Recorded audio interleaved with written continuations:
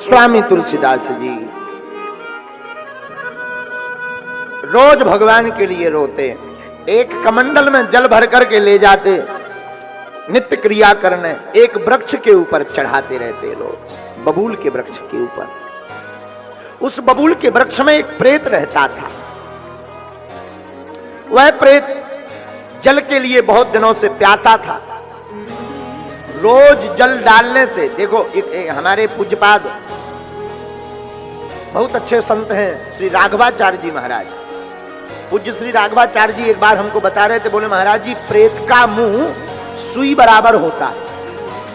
प्रेत का मुख, सुई होती ना, सुई जो कपड़ा सिलने वाली, सुई बराबर पतला होता है प्रेत का मुंह, इतना छोटा होता है, और पेट बड़ा होता है, इसलिए तो वो हमेशा प्यासा रहता है, पानी मांगता, भोजन मांगता, क्योंकि उससे ज्यादा मात्रा में जा नहीं पाता। रोज जल डालने से वो प्रेत प्रसन्न हो गया, और जैसे ही प्रसन्न हुआ तो प्रकट हो गया, मांगो क्या चाहते हो तुम हमसे, मैं तुम्हें क्या दे सकता हूं। गोस्वामी जी बोले देखो भाई वैसे तो हमें कुछ जरूरत नहीं है, हमको तो भगवान के दर्शन चाहिए, अगर दे सकते हो तो बताओ। तो प्रेत डरते हुए बोला वो और सब दे देंगे पर भगवान के दर्शन नहीं दे सकते, वो तो हमारे बस में नहीं। तो गोस्वामी जी बोले बाकी हमें कुछ चाहिए नहीं, चाहिए तो भगवान के दर्शन चाहिए। लेकिन प्रेत बोला देखो भाई हम भगवान के दर्शन तो नहीं दे सकते, लेकिन तुमने हमें तृप्त किया है तो भगवान से मिलाने वाले का पता जरूर दे सकते हैं। तो बोले कौन? बोले उनका नाम नहीं लेंगे, उनके दूत जो प्रिय हैं उनका पता बता सकते। बोले अच्छा हनुमान जी महाराज?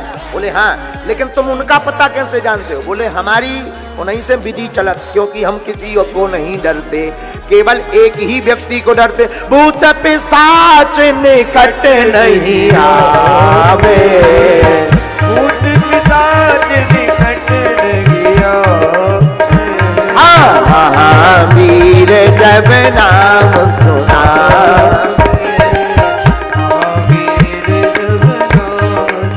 तो बोले हम बाकी किसी को नहीं डरते, हम केवल एक ही जनों को डरते। बोले किसको? बोले वो नहीं जिनका तुम नाम ले रहे, हनुमान जी को डरते हैं। तो बोले हम राम जी का पता तो नहीं बता सकते, लेकिन ये कहाँ है इनकी हम खबर लिए रहते हैं कि हमारे एरिया में तो नहीं आ रहे हैं, क्योंकि जहां जहां हनुमान जी जाते वहां भूत नहीं रहते। तो बोले हम खबर लिए रहते। तो बोले राम जी का पता नहीं, पर राम जी से मिलवाने वाले का पता बता सकते। हनुमान जी राम का चरित्र सुनने के लिए बड़े आतुर रहते हैं। जहां जहां कीर्तन होता श्री राम का, जहां जहां श्री राम जी का कीर्तन होता वहां वहां डेरा डाले, वहां वहां पहरा रहता श्री हनुमान का।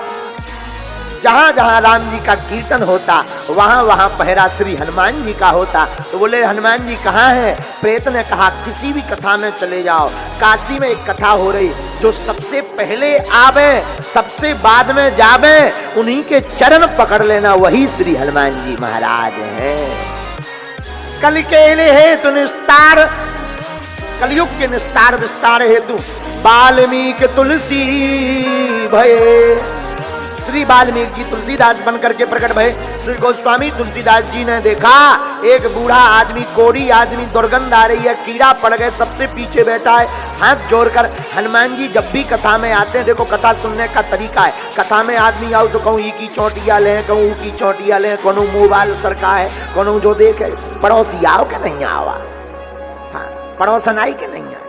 कुछ ऐसे भी विचित्र लोग होते हैं दुनियादारी के, बहुत विचित्र, लेकिन धन्य है श्री हनुमान जी। कथा सुनना सीखना है तो हनुमान जी से सीखो। हनुमान जी कथा में पहले आते हैं, हाथ जोड़कर नजर नीचे रख करके बैठ जाते हैं और कथा के बाद जाते हैं। ये सुनने का तरीका है। लोग कहते महाराज हमने इतनी राम कथा सुन ली, भागवत आज लो कछू नहीं भवा ठटरी के करे, कथा सुनवे तो आओ, कई लोग कथा में ही आओ, चलो घूम आइए, 3 घंटा टाइम ही पास हो गया। लेकिन धन्य है हनुमान जी, हाथ जोड़कर बैठे। सबसे लास्ट में हनुमान जी कोढ़ी का रूप धारण करके बैठे। गोस्वामी तुलसीदास जी समझ गए यही हनुमान जी हैं जो प्रेत ने पता बताया था, चरण पकड़ लिए, आपकी जय हो। सब लोग चले गए, कथा हो गई, लेकिन ये ना जाए, बेटा तुम जाओ। गोस्वामी जी बोले अब आप बनो मत, हम पहचान गए आप। बात बदलने लगे। हनुमान जी वृद्ध बने, बोले भैया हम तो कोड़ी आदमी, हमें मत छुओ, हमारे पाँव मत पड़ो, दूर हो जाओ, मत छुओ हमें। देखो हमारे पक गया है, घाव बन गया, देखो देखो दुर्गंध आ रही, दूर हो जाओ, जाओ, हटो जाओ। गोस्वामी जी बोले अब मत बदलो, अब अपने आप को मत छिपाओ, हम पहचान गए आप कौन है।